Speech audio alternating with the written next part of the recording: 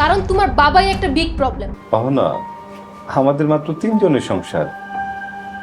সামান্য কাজের জন্য 8,000 টাকা দিয়ে কাজের বউ রাখবে? একটু কষ্ট করলেই তো টাকাটা বেঁচে যায়, তাই না? তাই তুমি সারাদিন অফিসে কি কি কাজ করো? বাসার কাজ সম্পর্কে তোমার কোনো আইডিয়া আছে? আমি কি এই বাসায় বান্দিগিরি করতে আসছি? এই পাওনা, আস্তে কথা বলো, বাবা বাইরে তো শুনতে পাবে। বাবা শুনতে পাবে। এই বাসায় 2টা কাজের লোকের দরকার, একটা তোমার বাবার জন্য আর একটা সংসারের কাজ করার জন্য। আচ্ছা পাওনা, তুমি এর মধ্যে বাবাকে টানছো কেন? কারণ তোমার বাবাই একটা বিগ প্রবলেম।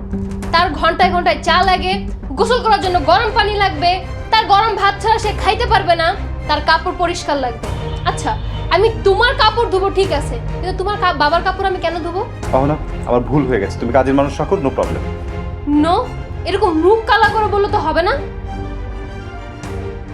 আসলে বুঝতেই পারিনি সংসারে এত কাজ। শোনো, এই যে এসে বললাম, তুমি কালকে থেকে কাজের মানুষকে আসতে বলো। আচ্ছা শোনো, যাওয়ার সময় অনলাইনে খাবার অর্ডার করে যাও, আমি রান্না করতে পারবো না, ভালো লাগতেছে না। আচ্ছা ঠিক আছে, গেলাম, বাই।